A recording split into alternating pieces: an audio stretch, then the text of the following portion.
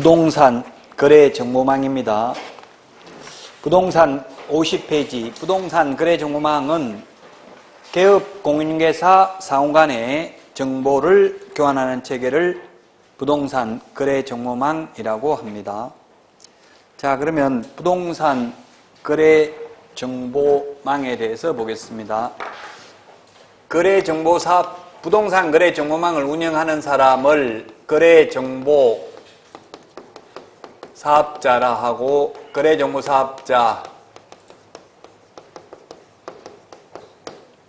지정 절차가 있는데, 거래 정보 사업자가 되려면 먼저 부가통신사업자이어야 합니다. 부가통신사업자. 부가통신사업자는 이 과학기술부 장관에게 신고한 자 중에서 지정 신청을 합니다. 지정이라는 표현을 오직 공인중개사법에 한 번만 사용하고 있습니다. 지정 신청을 합니다. 지정 신청은 국토교통부 장관에게 지정 신청을 합니다. 그러면 국토교통부 장관은 30일 이내에 지정서를 교부합니다. 지정서를 교부받고 나면은 3개월 이내에 운영규정을 제정하여 국토교통부 장관의 승인을 받아야 됩니다. 그 다음에 지정받은 날로부터 1년 이내에 정보망을 설치, 운영해야 됩니다. 정보망을 설치, 운영해야 된다. 1년 3월 30일 숫자들 중요합니다. 자, 그러면 무조건 지정해 주는 게 아니라 지정 요건에 맞아야 지정을 해줍니다. 지정 요건을 갖추면 지정해 주고, 지정 요건에 맞지 않는 경우에는 반려를 하겠죠. 지정 요건이 4가지. 암기 프린터에는 몇 번에 있나요? 6번인가요? 몇 번에 있어요, 암기 프린터?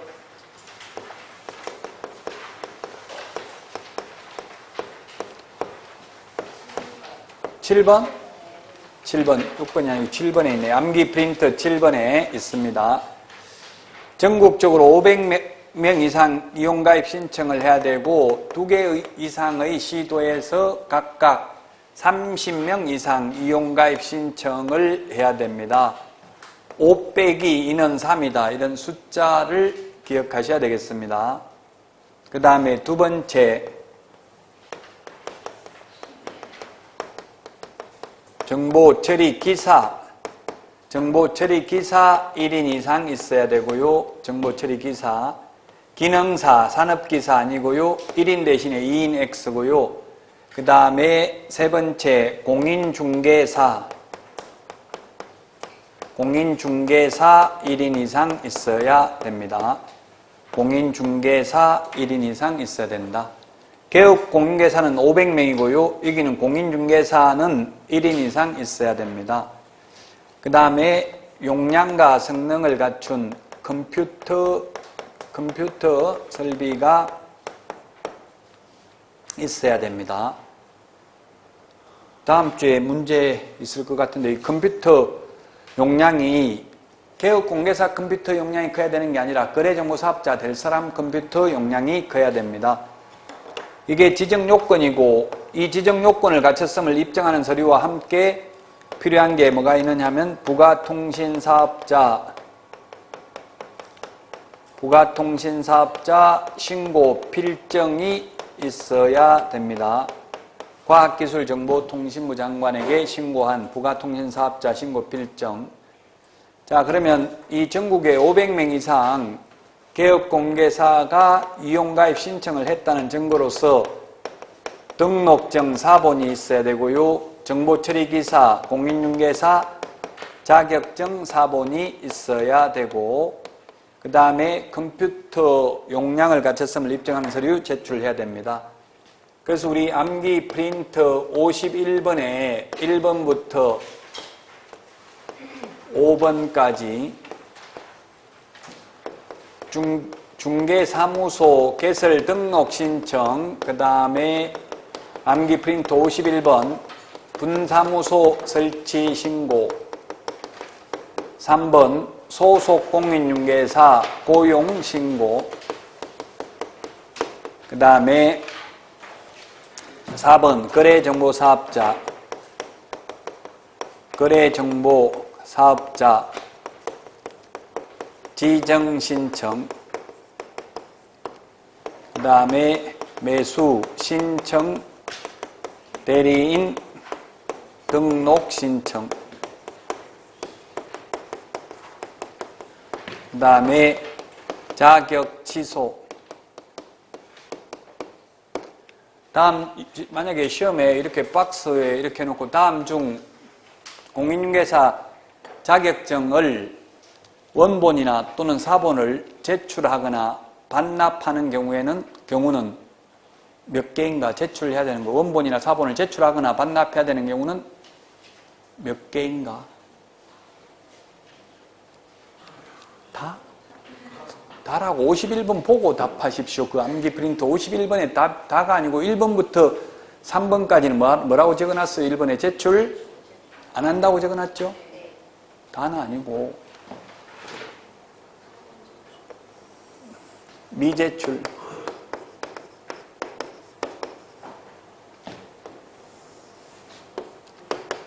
사본 제출.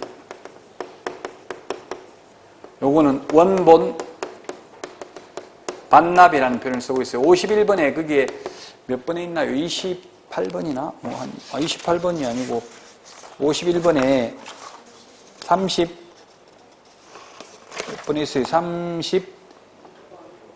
32번에 있죠? 32번에 보면 7일 이내에 반납해야 된다고 돼 있잖아요. 헷갈리잖아요, 이거. 그래서 이런 식으로 시험에 낼 수 있다고. 다음 중 자격증 원본을 반납하고 이거는 4번 제출해야 돼. 지금 요거 하나 지금 공부하면서 나머지를 비교해서 하는 거예요. 다른 거는 제출 안 하는데 이거는 제출해야 된다. 특이하니까 시험에 낼 수 있다는 이야기예요. 자격증 4본 제출해야 됩니다. 제가 국토부에 그래서 1번부터 3번은 제출 안 하는데 4번, 5번은 제출해야 되는 이유가 뭐냐 알려달라 하니까 이건 왜 빠졌지? 이렇게 하더라고. 전화 통하면서. 그때 옛날에는 다 제출했는데 지금은 전자적 처리가 가능한 방법으로 작성 관리되어 있어가지고 사실 주민등록번호만 입력하면 다 떠요. 자격증이 있는지 없는지. 그 논리적으로 보면 제출할 필요가 없는데 이건 제출하라고 되어 있으니까 시험에 나오면 제출해야 돼요. 4번, 5번은. 6번은 자기 취소됐으니까 이제 자격증 쓰면 안 되니까 반납해야 되겠죠? 원본 반납해야 되고, 만약 반납 못하고 분실하고 없으면 사유서를 제출해야 돼요. 문서로. 시험에 사유를 구두로 설명하면 된다. X입니다. 문서로 사유서 제출해야 되고, 안 그러면 7일 이내에 자격 취소되는데 반납 안 하면 100만 원 이하의 과태료예요. 100만 원 이하의 과태료.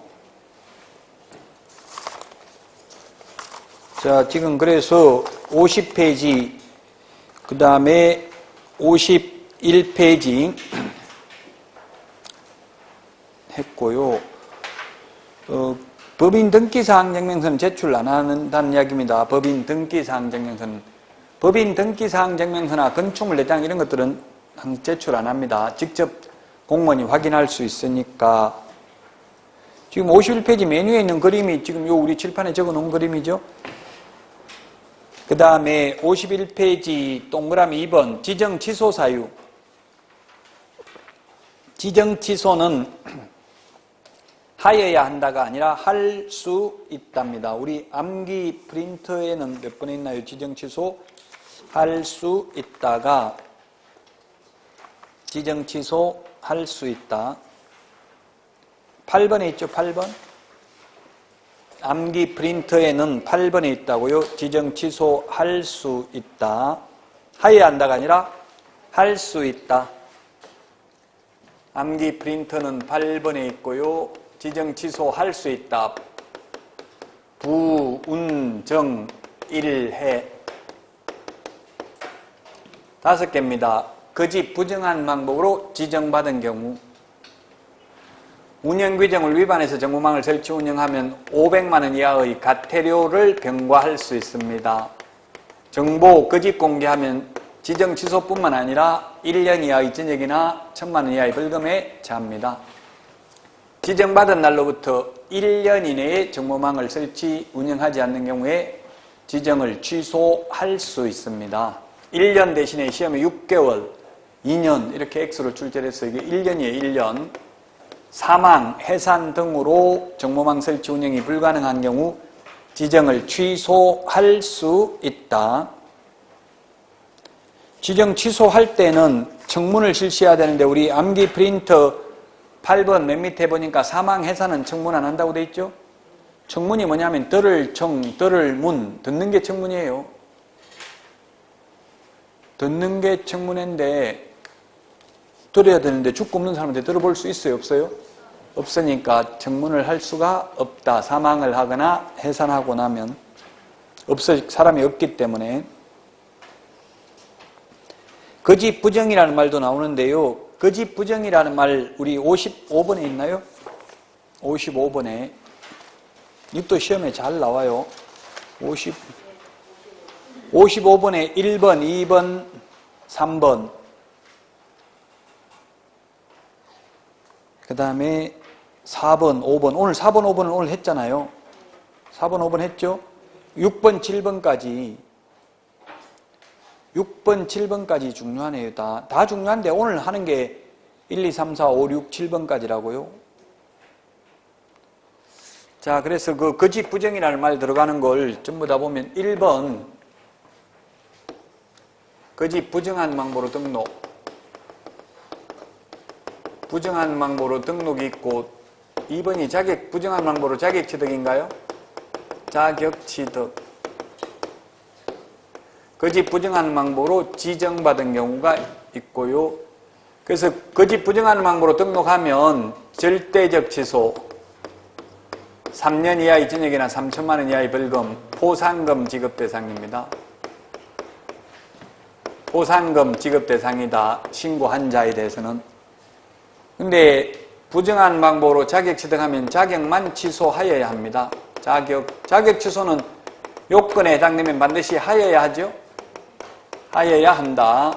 근데 지정 취소는 할 수 있다. 하여야 한다가 아니라 지정 취소할 수 있다. 부정한 방법으로 뭘 할 수 있다고요? 지정을 취소할 수 있다고요. 부정한 방법으로. 부정한 방법으로 자격 취득 지정은 징역 벌금은 없다고요. 그냥 지정만 취소할 수 있다. 55번 그 1, 2, 3번 밑줄 치시고요. 4번 지금 오늘 했잖아요. 거짓계약서 아까 거짓계약서 다음계약서 했죠? 이중계약서 적으면 개업공개사는 등록을 취소할 수 있고 소속공개사는 자격정지. 그 다음에 7번, 6번 지금 거짓정보 공개하면 7번에 6번에 거짓정보 공개한 거래정보사업자는 지정취소라고 돼 있죠? 6번에 지정취소 옆에다가 1년 이하의 징역이나 1,000만 원 이하의 벌금도 추가하십시오. 지정도 취소되고 거짓정보 공개하면 1년 이하의 징역이나 1,000만 원 이하의 벌금에도 처한다. 그러나 거짓정보를 공개한 개업공개사는 업무정지 사유에 해당된다. 개업공개사는 징역 벌금 없어요. 그 가급적이면 이거 지금 오늘 55번에 거짓 부정 나왔으니까 20개 적어 놓은 걸 다 한번 적어 보시는 게 좋아요. 오늘 나온 숫자들 관련된 거. 하루에 공부 미리 아침에 일찍 오셔서 한 30분 전에 예습하고 마치고 한 30분 복습하고 이렇게 1시간 정도만 하면 돼요. 공인중개사법. 너무 많아요, 1시간도. 따로 막 시간 많이 낼 필요는 없고 아니면 쉬는 시간에라도 보시면 되죠. 틈틈이. 아니면 이게 암기하는 거 어디 붙여놓고 자주 보는데 붙여놓고 텔레비 밑에 텔레비 자주 보면 텔레비전 밑에 싱크대를 자주 보면 싱크대 옆에다가 어디 붙여놓고 계속 자꾸 보는 수밖에 없어요. 반복해서.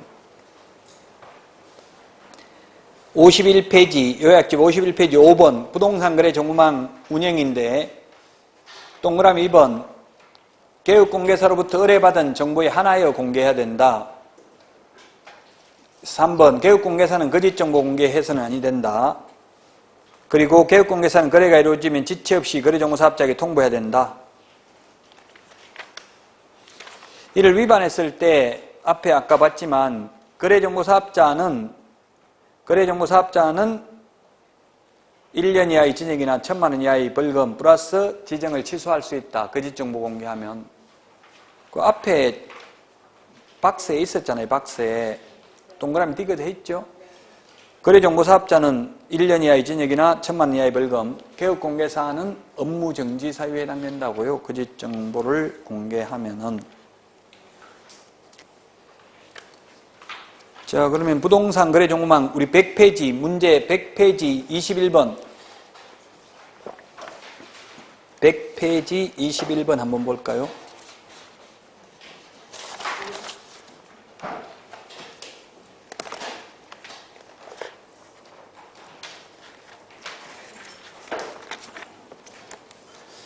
(100페이지) 21번 틀린 것은 했는데 1번 부동산 거래정보망 설치 운영할 자로 지정받아야 되는 자는 신청 서류를 국토교통부 장관에게 제출해야 된다.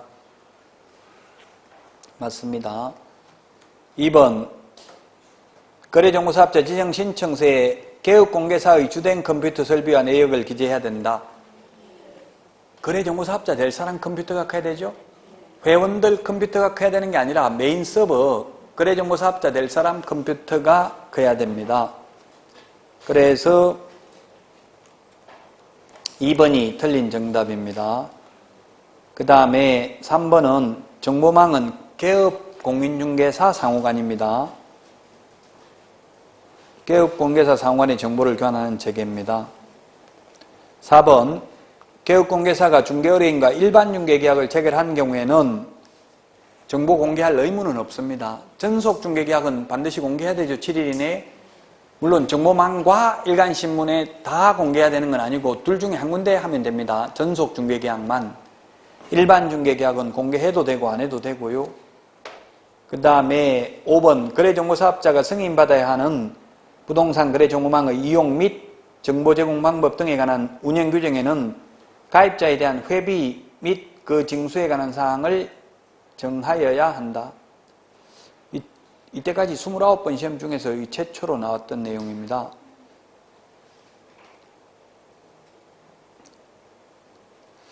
예, 맞습니다. 그래서 21번에 답 2번입니다. 5번이 21번에 5번은 별로 중요하지 않다는 이야기예요. 딱 한 번밖에 시험이 안 나왔다고. 이때까지 29번 시험 봐가지고 21번에 5번 지문.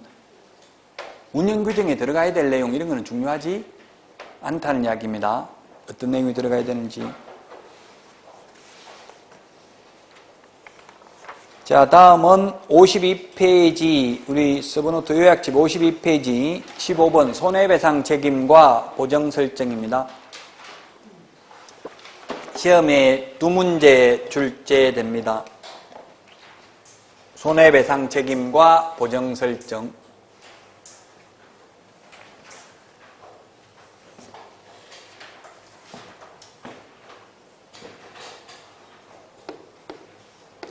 시험에 두 문제 출제된다.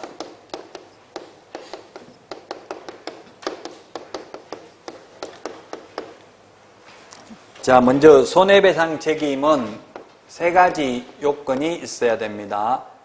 개업공인중개사의 고의 또는 과실이 있어야 됩니다. 그 다음에 두 번째는 고용인, 직원의 고의과실이 있어야 됩니다. 손해배상 하려면. 세 번째는 다른 사람의 중개행위 장소로 제공을 하여 의뢰인에게 재산상 손해가 발생해야 됩니다. 재산상 손해가 발생해야 된다.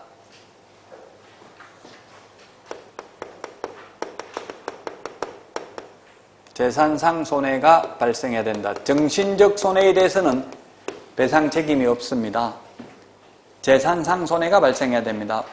우리 그 화재보험이라든지 이런 거 자동차 보험 같은 경우는 정신적 손해도 배상하더라고요. 공인중개사법상은 재산상 손해만 배상한다. 정신적 손해에 대해서는 민법 751조에 의해서 손해배상 청구해서 개인 재산을 압류해서 받아낼 수는 있지만 보험금으로는 재산상 손해만 받는다 이 뜻이에요. 자, 재산상 손해 발생과 고의가실 사이에는 인과관계, 견연성, 상관관계가 있어야 됩니다. 같은 말이죠. 인과관계, 견연성, 상관관계는. 손해가 발생하면 손해배상금 지급 청구를 할 수 있습니다. 손해배상금 지급 청구를 할 수 있는데 손해배상금 지급 청구는 손해를 입은 의뢰인이 보증기관에 청구할 수 있습니다. 보증기관에 손해배상금 지급을 청구할 수 있는데 손해배상금 지급 청구할 때는 말로만 손해가 발생했다고 하면 안 되고 손해가 발생했음을 입증하는 서류를 제출해야 됩니다. 첫 번째, 당사자 간에 손해배상 합의서가 있어야 됩니다. 합의가 안 됐다면 승소 판결문이 있어야 됩니다. 또는 판결문과 동일한 효력이 있는 화해조서, 청구일락조서, 조정조서, 지급명령서 이런 것 중에서 하나가 있어도 됩니다. 손해배상금 지급 청구를 하면 손해배상금을 지급하는데 지급은 보증기관이 의뢰인에게 지급을 합니다. 손해배상금 지급하고 나면 다 끝나는 게 아니라 15일 이내에 재보정 설정해야 됩니다. 재보정 설정. 시험에는 15일 대신에 30일 이내에 재보정 설정해야 된다. X. 지체 없이 해야 된다. X. 15일 이내에 재보정 설정을 하는데 재보정이 보증보험 공제의 경우에는 다시 가입입니다. 다시 가입이고 공탁의 경우에는 부족분을 보전하면 됩니다. 다 끝나는 게 아니고 손해배상금을 지급하고 나면 구상권을 행사한다고 했어요. 구상권 행사는 보증기관이 개업공인중개사에게 구상권 행사하고 개업공개사는 다시 고용인에게 구상권 행사할 수 있다. 아까 이야기했죠. 협회에서는 구상권 행사해가지고 행사했는데도 돈 계속 안 내면 그냥 채권 양도해버린다고 신용정보회사에. 보통 고려신용정보회사에 저도 돈 빌려줘가지고 떼여가지고 의뢰하려고 해보니까 30% 달라더라고. 수수료 30% 달라고 하는데 그것도 받아면 주면 되겠는데 미리 착수금을 또 얼마 달라 하더라고요. 그러니까 이 돈은 떼이고 못 받고 또 괜히 수수료만 미리 줘가지고 한 푼도 못 받을까봐 그냥 의뢰를 안 했어요. 왜냐면 하려고 해도 뭐 재산 다 빼돌려버리고 없으니까 사실상 받기가 쉽지 않죠. 아무리 뭐 주심을 의뢰해도 아예 뭐 재산 없으면 갚을 길이 없죠. 어쨌든 결론은 개업공개사는 돈이 있으면서 안 갚기는 쉽지 않다고. 구상권 행사하면 채권 신용정보회사에서 계속 전화 오고 하면 피곤하잖아요. 그거. 옛날에는 무서웠어요. 신용정보회사. 근데 요즘은 그렇게 무섭게 못하죠. 야간에 막 이런 거 못하게 돼 있어요. 요즘은. 옛날에는 뭐 방길 조심해라 파묻어 뿌린다 하고 막 이렇게 무섭게 했었어요. 고려신용정보 이런 데는 법적으로 합법회사고 불법인 회사도 많아요. 다니다 보면 전부 다 이런 거 떼인 돈 받아들입니다 하는 거 많더라고요. 자, 그래서 여러분들은 손해 입히지 않도록 노력해야 됩니다. 저는 이중소속 하는 걸 거의 못 봤는데 오늘 또 쉬는 시간에 연락 왔더라고요. 제 전화번호가 어디 인터넷에 있다고 하는데 좀 충격받았는데 어디 있는지 모르겠는데 하여튼 인터넷으로 검색해가지고 알았다는데 무섭더라고요. 그래서 잘 안 받아요. 모르는 사람 오면 전화하려면 미리 문자로 누군데 본인을 먼저 밝혀주고 전화해가지고 바로 물으면 제가 옛날에 한번 전화 받았는데 막 새벽 2시에 전화가 숨소리만 들리고 아무 말 안 하고 있으니까 얼마나 무섭겠어요. 그 다음부터 전화를 못 받겠더라고요. 아무 말 안 해도 그 자체가 무섭더라고요. 뭔 죄를 지었는지. 와이프는 네가 뭔 짓을 하고 돌아다녔으니까 이렇게 밤에 전화 와가지고 이러냐 하고 이러니까 괜히 사람 이상하게 되잖아요. 아무 짓도 안 하고 다니는데. 어쨌든 이중소속, 저는 그 이중소속을 현실적으로 제가 이중소속 한 사람 오늘 처음 들어봤어요. 이중소속. 이게 자기가 이 사람이 개업돼 있대요. 근데 여동생 사무실에 자기가 자격증 걸고 그냥 자격증 걸어놨다는 건 거의 빌려줬다는 의미로 볼 수도 있어요. 맨날 상시 출근을 안 하고 자격증 걸어놨는데 여동생하고 오빠는 자격증 따가 다른데 개업돼 있는데 또 여기 여동생 사무소에 이사 명함을 파가지고 있다더라고요. 왜 그러냐, 이중소속. 물어보니까 이 여동생이 못하니까 초보자니까 도와주려고. 뭐 처음에 손님 오면 브리핑하고 하려면 명함이 있어야지, 아무것도 없으면 또 그러니까 이렇게 하는 경우도 있네요. 저는 처음 봤어요. 아마 가까운 데서 하고 있으니까 그렇겠죠, 자기 사무소는. 그럼 자기 사무소는 또 실장이 잘하고 그러면 실장한테 맡겨놓고 그럴 수도 있긴 하더라고요. 이러면 어떤 처벌을 받냐 물으면 뭐 처벌이야 뭡니까? 이중소속 걸리면 절대적 취소 플러스 1년 이하의 징역이나 1,000만 원 이하의 벌금이죠. 이론적으로는 뭐 저는 그대로 말해줄 수밖에 없고, 근데 현실적으로는 민원만 제기 안 되면 나와서 등록관청에서 적극적으로 나와서 발각해가지고 등록 취소하고 이런 건 없어요, 현실적으로. 근데 이제 옆에 중개업소, 경쟁업소에서 민원을 제기할 수도 있잖아요. 앙심을 품고. 그러면 조사하면 문제가 될 수도 있겠죠.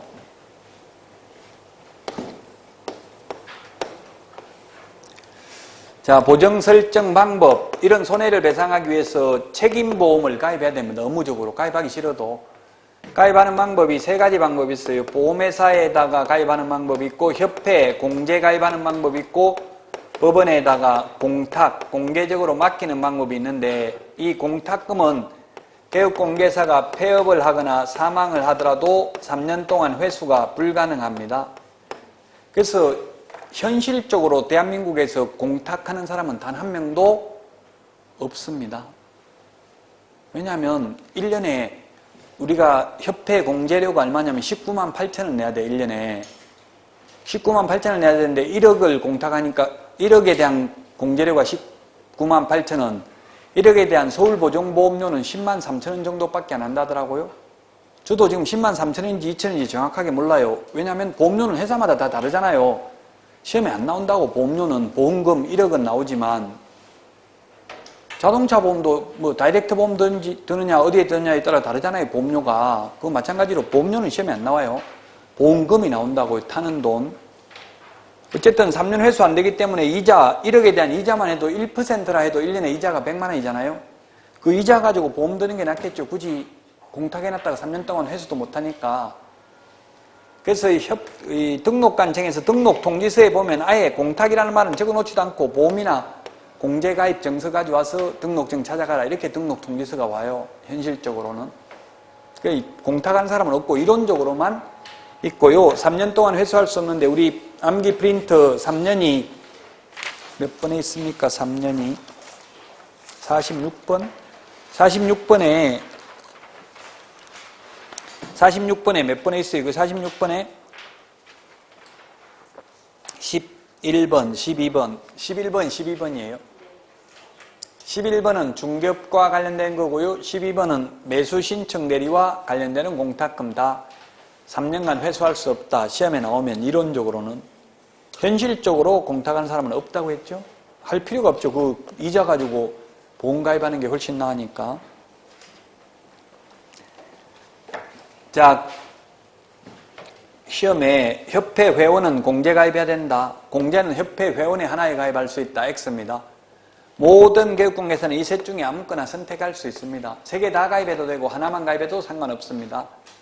그 다음에 보정 설정 방법은 그래서 대체로 동일하다 해도 맞는 말입니다. 이 셋 중에 선택하면 되는 게 동일하고, 근데 보정 설정 금액은 차이가 있다. 법인은 2억 원 이상, 그 다음에 분사무소는 1억 원 이상, 그 다음에 개인교육공개사 1억 원 이상, 지역농업협동조합은 1천만 원 이상입니다.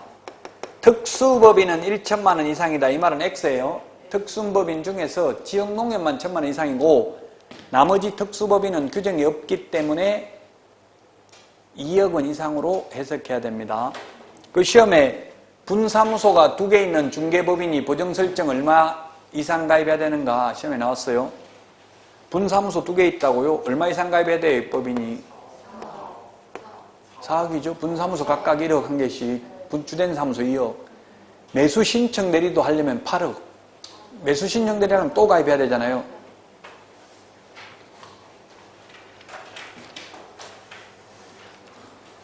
우리 개인이 1억 이상이잖아요. 1억 이상. 근데 현업에서 협회 간부들 보니까 2억 가입하는 사람들 많더라고요. 손님들 오면은 나는 2억 가입됐다. 다른 데는 1억밖에 안 되는데 이렇게 하면 그게 셀링 포인트로 활용될 수도 있어요. 고객 설득하는데 또 도움이 될 수 있다고요. 2억 가입하는 사람도 있더라고, 개인이. 1억 이상이잖아. 2억 가입해도 되죠. 1억 이상이니까.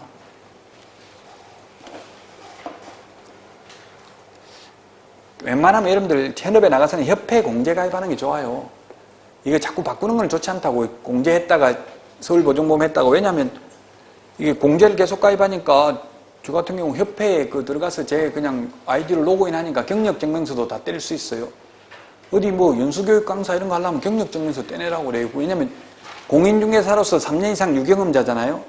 그런 거 확인하려면 협회에서 그냥 로그인하면 바로 그 자리에서 출력이 가능하더라고요. 가급적 협회 가입하세요. 협회 공제료가 비싸지만 그 회원들이 협회를 안 살리면 누가 하겠어요. 자, 보정 설정 금액을 받고요. 그 다음에 보정 설정 시기. 보정 설정 시기는 우리 암기 프린트 56번에 있죠. 처음에 등록할 때는 56번 등록 후 업무 개시 전. 업무 개시 전, 구체적으로 말하면 등록 전, 교부 전.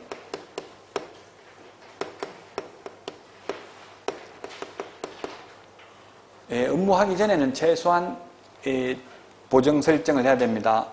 그러나 등록 전, 교부 전에 보정 설정 여부를 확인하라고 했기 때문에 사실상 처음 할 때는 등록 전, 교부 전에 가입해야 되겠죠? 등록 신청할 때는 보정 가입하고 싶어도 못해요. 무등록업자는 보정 가입이 안 돼요. 등록 통지서를 가져가야 보정 가입이 가능해요. 이거 협회, 그냥 여기 원주 같은 데는 협회 지회에 가서 가입하면 됩니다. 아니고 아예 그 협회 홈페이지에서 가입을 하면 카드로도 되더라고. 제가 해봤어요. 신용카드로 가입해도 돼요. 그러면 협회에 그 인터넷 사이트에 가서 가입하면 카드로 가입하고 나면 우편으로 보내줘요. 중개사무소로 보내주더라고요. 시도 지부에서 주된 사무소에서 가입해도. 안 그러면 지회에 가서 가입해도 되기는 합니다. 그리고 그 공제증서는 보내주는데 안 보내주더라도 이제 개업공개사들 모르는데 그 홈페이지에서 출력이 가능해요. 보통 개업공개사들은 복사해가지고 많이 주거든요. 복사. 그냥 복사 안 하고 컴퓨터로 출력해가지고 왠지 더 공신력을 느끼더라고. 그냥 복사하는 것보다 출력이 계속 가능해요. 공제증서가 그 협회 홈페이지에서. 그럼 우편으로 안 와도 바로 거기 가입되면 바로 출력할 수 있겠죠. 자, 처음 하는 거는 등록하고 나서인데 해야 되는데, 등록 신청하고 나서, 등록 처분이 있고 나서 업무 개시 전에 해야 되는데, 분사무소 설치 신고나 매수 신청 대리인 56번에 있어요, 없어요? 있죠. 매수 신청 대리인 등록 신청의 경우에는 미리 가입해야 됩니다. 미리.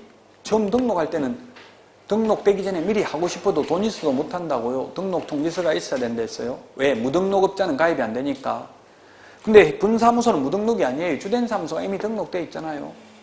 매수 신청 대리인도 이미 개업공개사만 매수 신청 대리인 등록을 할 수 있죠.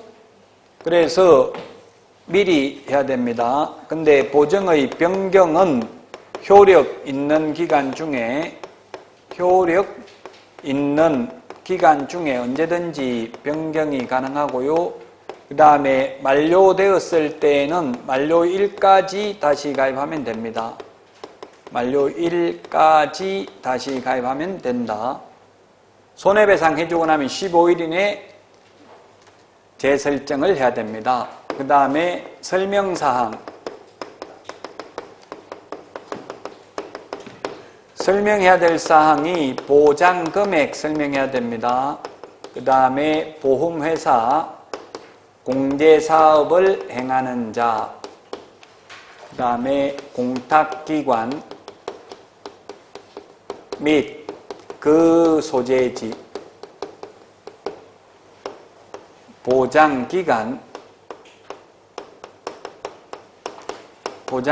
설명해야 됩니다. 보장 금액을 설명해야 된다는 것은 보험금은 설명해야 됩니다. 보험금은 설명해야 되지만 보험료는 설명할 필요 없습니다. 보험료, 공제료, 보정료는 설명할 필요 없고 보험금, 공제금, 공탁금은 설명해야 됩니다. 그 말은 제가 손해 입히면 1억까지 손해배상을 서울보증보험에서 책임지고 해줍니다. 이 말은 해야 되는데 제가 협회 공제료 1년에 19만 8천 원 납부해놨습니다. 이런 말은 하면 돼요? 안 돼요? 해도 됩니다. 해도 되지만 할 의무는 없다. 내놓은 거 내놨다고 했는데 거짓말 한 거 아니니까 해도 상관은 없어요. 할 의무는 없다고요. 보험료를 설명할 의무는. 보험금은 수익자가 보험회사에 타는 돈이 보험금, 보험료는 계약자가 보험회사에 내는 돈이죠. 타는 돈만 설명하면 된다고요. 뉴스에 보니까 보험료 타먹으려고 살인사건 났다. 그건 X, 보험료가 아니고 보험금 타먹으려고 그런 거죠. 자, 그 다음에 위반시 제재, 마지막으로 이제 위반했을 때 처음에 보정 미설정, 아예 처음부터 보정가입을 하지 않는 경우가 있고요. 보정가입은 하고 보장금액 등 설명하지 않는 경우가 있고요. 그 다음에 보정증서 미교부, 보정 미설정은 아예 보정가입을 처음부터 안 하면 임의적 취소입니다. 취소할 수 있습니다. 임취, 상취, 상등치, 임등치 다 같은 말이에요. 취소할 수 있다, 등록을. 현실적으로 처음부터 보정가입 안 한 사람은 없습니다. 왜냐하면 등록증 교부 전에 보정설정 여부를 확인해야 됩니다. 그래서 처음에부터 가입 안 한 사람은 없는데 저 같은 경우도 1년 만기 가입했는데 1년 끝나고 나서 가입 안 해본 경우는 있어요. 왜냐면 몰라가지고 만기된지 모르고 그것만 신경 쓰고 있는 게 아니니까. 근데 10년 전의 이야기고요. 지금은 협회에서도 만기됐다고 연락 오고 만기되기 전에 등록관청에서도 연락 오더라고요. 만기 언제까지니까 가입 안 하면 행정처분을 받을 수 있습니다. 이렇게 해가지고 연락 오더라고요. 저도 며칠 남겨놓고 폐업을 해버리는데 만기 되기 전에. 그러면 해약환급금 줘요, 안 줘요?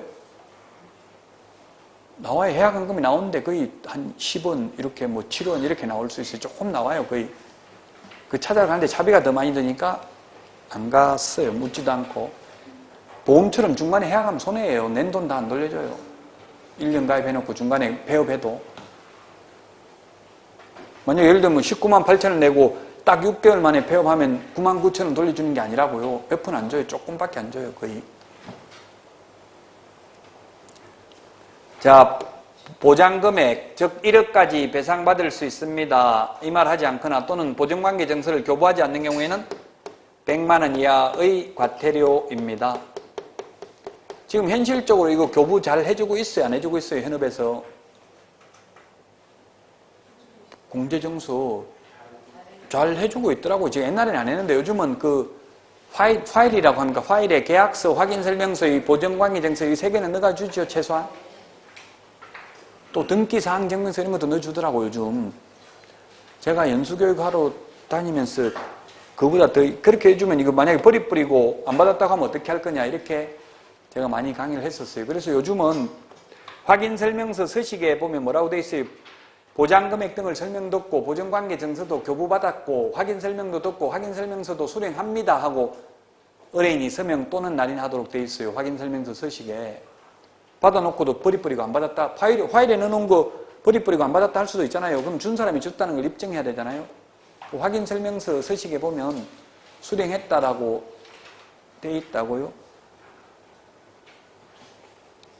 손해배상 책임과 보정설정 시험에 2문제 출제가 됩니다. 자, 112페이지 16번 문제.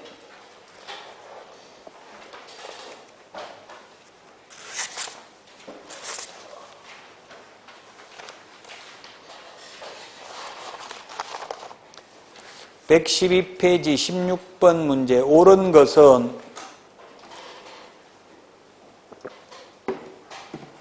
1번 지역농업협동조합이 중개업을 하는 때 업무 개시하기 전에 1,000만 원 이상 보정 설정하고 등록관청에 신고해야 된다. 원칙 신고해야 됩니다. 그러나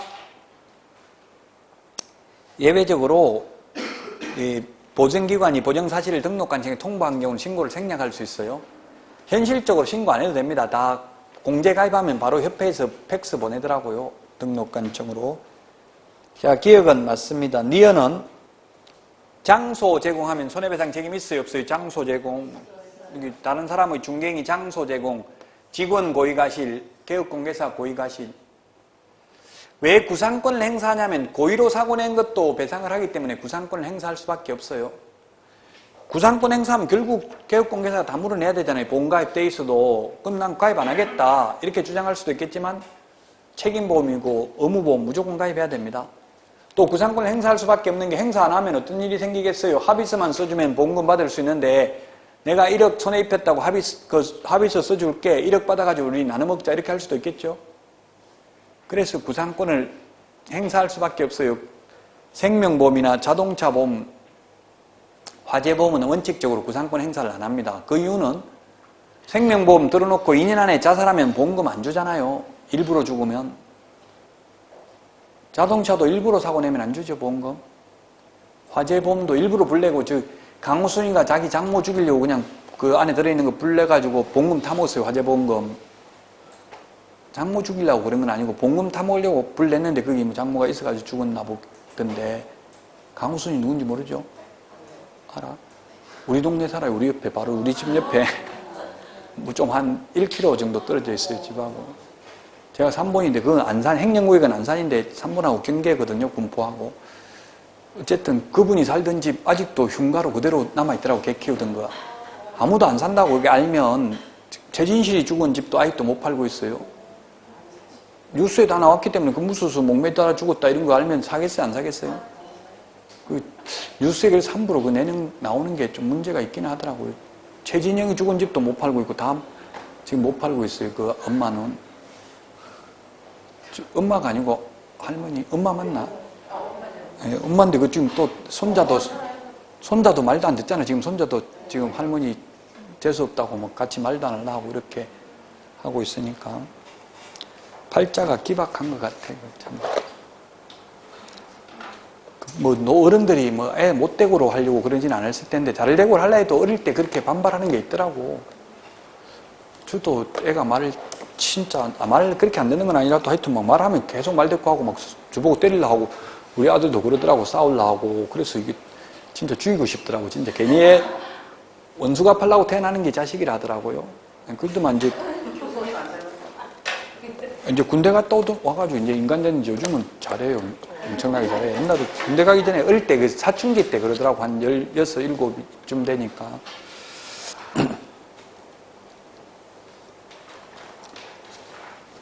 네, 그래서 장소 제공도 손해배상 해야 됩니다. 장소 제공. 디귿에 보니까 손해배상을 한 때는 10일 이내에 다시 가입해야 된다. 10일이 아니고 며칠요? 15일. 15일이 우리 암기 프린트 몇 번에 있어요? 15일. 49번에 있나요? 49번. 이렇게 15일 대신에 이런 식으로 10일도 나오고 30일로도 출제되었어요. 49번에 있습니까? 49번에 1번 밑줄 쳐놓으시고요.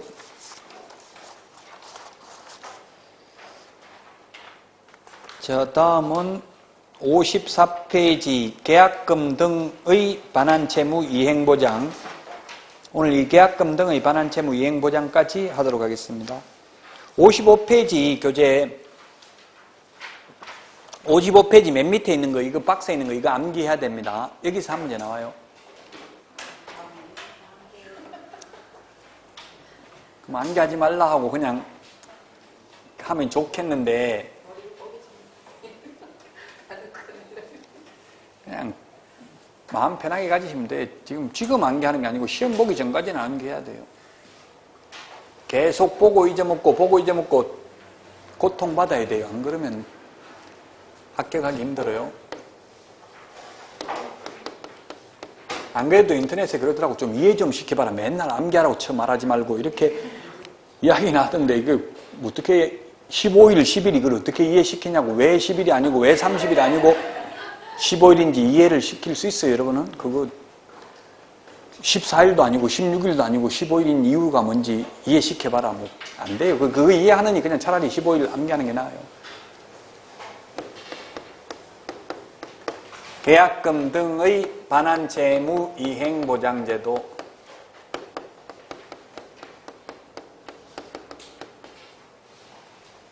이행 보장 또는 계약금 등의 예치 권고제라고 합니다. 계약금 등의 예치 권고제도. 권고니까 강행 규정이 아니고 임의 규정이죠.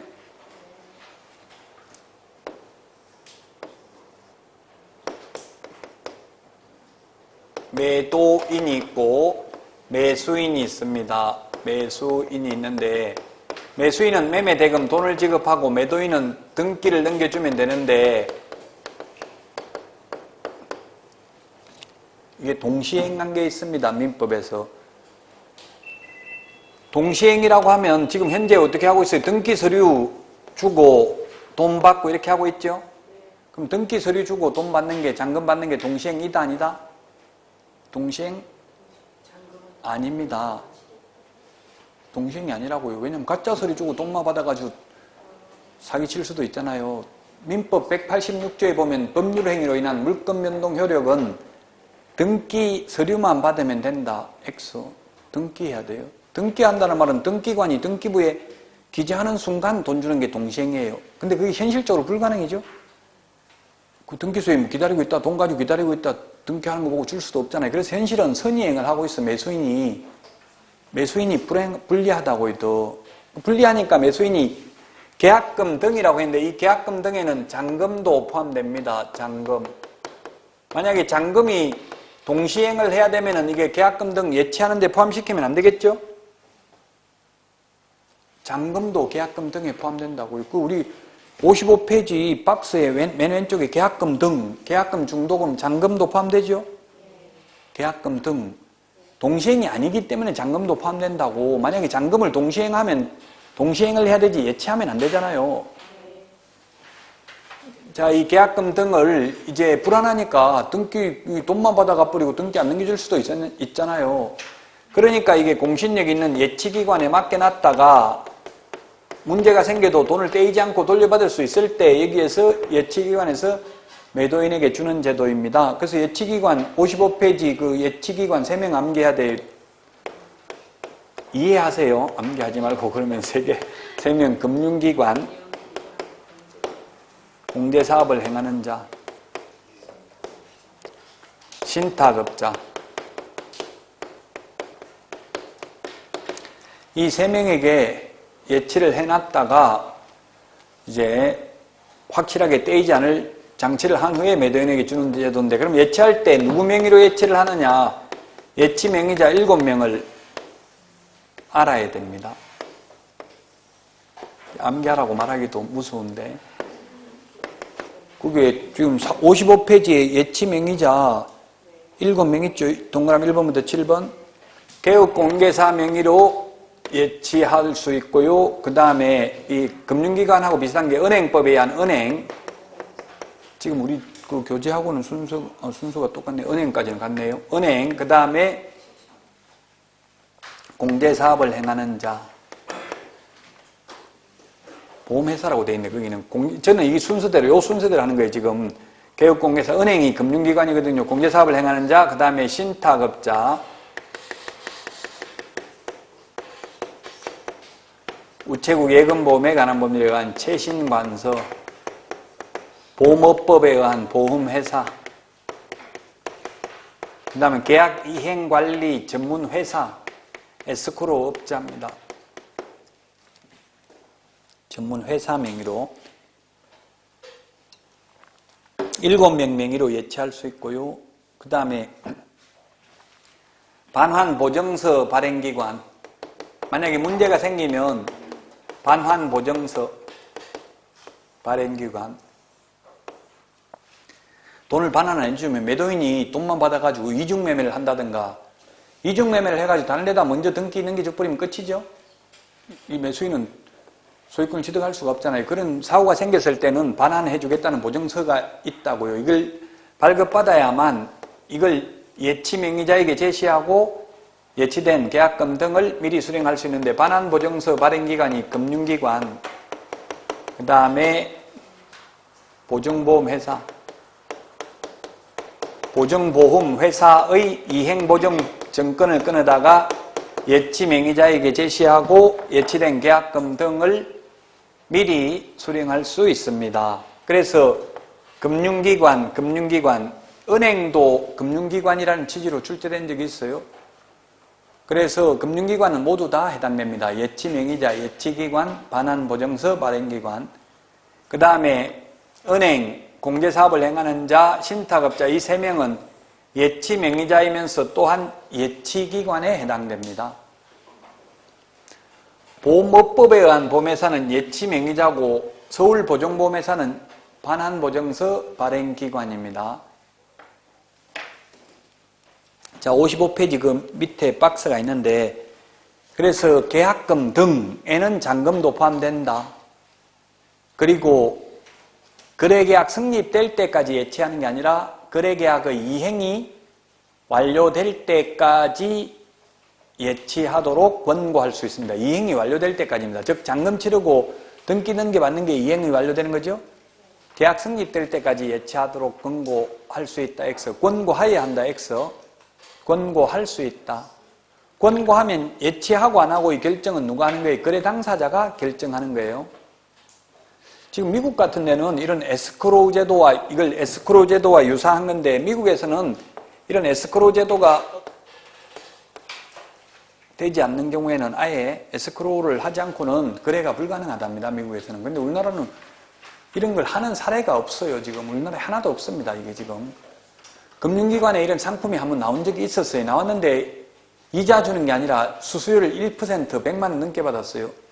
1억이면 1%면 100만 원이잖아요. 10억이면 1000만 원 받는다고 수수료를 예를 들면. 그럼 수수료까지 내야 되니까 수수료 누가 부담해요? 그러면 이게 예치와 관련된 수수료는 돈은 전부 다 실비는 매수 임차 의뢰인이 부담하잖아요. 지금 우리나라는 그래서 전혀 실행이 되지 않고 있습니다. 현실적으로는.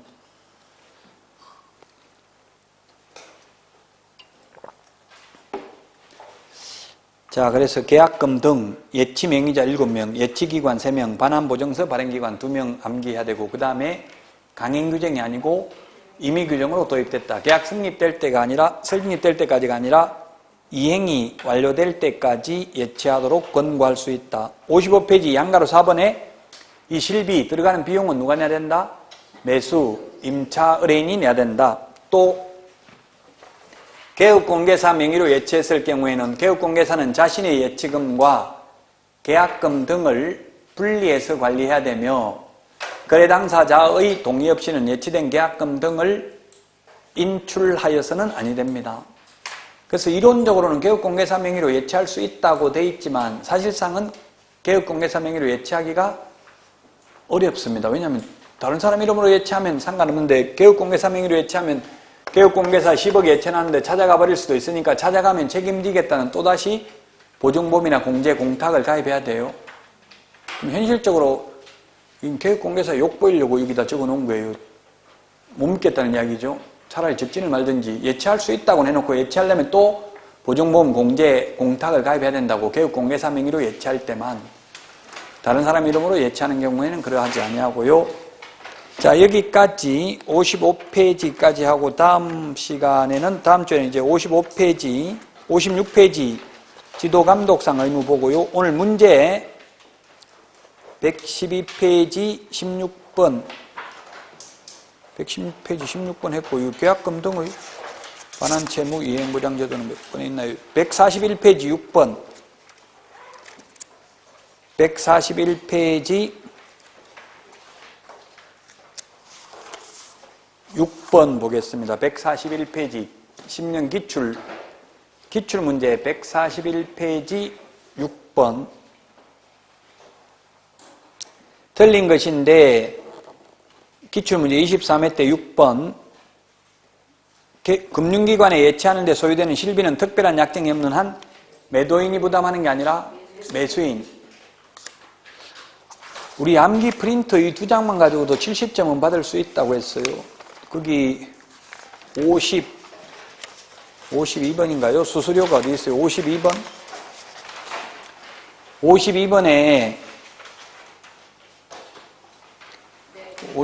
이게 수수료가 실비. 거기 16번에 있네, 16번. 52번에 16번에 있죠. 계약금 등 예치 권고와 관련된 실비, 수수료는 누가 부담한다고요? 취득 의뢰인. 16번 찾았습니까? 16번, 52번에 16번. 취득 의뢰인이 부담합니다. 그래서 6번에 1번 틀렸습니다. 2번, 개업공개사는 계약금 이외에 중도금이나 잔금도 예치하도록 권고할 수 있다. 계약금 등에는 잔금도 포함된다 했죠? 맞습니다. 3번, 개업공개사는 예치된 계약금에 해당하는 금액을 보장하는 보증보험 공제 가입하거나 공탁해야 된다. 개업공개사 명의로 예치할 때만 이렇게 한다 했잖아요. 못 믿으니까 개업공개사 또 찾아가 버릴 수 있으니까 찾아가면 책임지겠다는 보증보험 공제 공탁을 따로 가입해야 된다. 개업공개사 명의로 예치하려면. 그럼 개업공개사는 자기 명의로 예치할 이유가 없잖아요. 돈 또 더 들어가야 되는데 보험료. 기분만 나쁘게 해놨다고요. 개업공개사 명의로 예치할 수 있다 해놓고 사실상 못하게 해놨다. 시험에 제3자 명의로 예치할 수 있다, 법원 명의로 예치할 수 있다 이런 거 X로 출제됐어요. 매도인 명의로 예치할 수 있다도 X로 출제되었고요. 4번, 개업공개사는 예치된 계약금이 자기 소유 예치금과 분리하여 관리될 수 있도록 해야 된다. 그렇죠. 개업공개사가 자기 돈하고 예치된 계약금하고 섞어놓고 찾았으면 안 되겠죠. 네 돈, 내 돈 분리해야 됩니다. 5번, 개업공개사는 예치된 계약금을 거래 당사자 동의 없이 임의로 인출하여서는 아니 된다. 이것도 지금 현업에서 없으니까 조금 이해가 안 될 수는 있어요. 지금 전혀 안 하고 있죠. 우리나라에서는. 미국 같은 데는 이게 거의 활성화되어 있습니다. 에스크로 제도가. 이 에스크로 제도가 감정평가사 부동산학 원론 시험에 작년에 출제됐어요. 올해 감정평가사 부동산학 원론에 출제된 중개사법이 뭐가 나왔냐면 확인 설명해야 될 내용 오늘 9가지 그게 출제됐고요. 기권, 가공, 상태, 환지세 있었잖아요. 그 다음에 또 뭐가 나왔냐면 법인이 겸업할 수 있는 거 6가지가 올해 감정평가사 부동산학 원론에 나왔다고요. 그 부동산학 원론 감정평가사 공부하는 사람은 어려워요, 안 어려워요? 이런 문제가 엄청나게 어렵잖아요. 공인중개사법 공부 안 하잖아요. 부동산 원론 감정평가사 공부하는 분들은. 그래서 너무 어렵다고 했어요. 법인이 겸업할 수 있는 거 6가지 이런 걸 안 배우니까 부동산 원론에 나오니까 굉장히 어려워하셔요. 그래서 올해 우리 중개사법에 나올 가능성이 무조건 나온다고. 이 확인 설명해야 될 9가지 하고 법인의 겸업 제한 실제 해마다 출제돼요. 그 부분은 공인중개사법에서. 자, 오늘 여기까지 하고 다음 주에 뵙도록 하겠습니다. 감사합니다.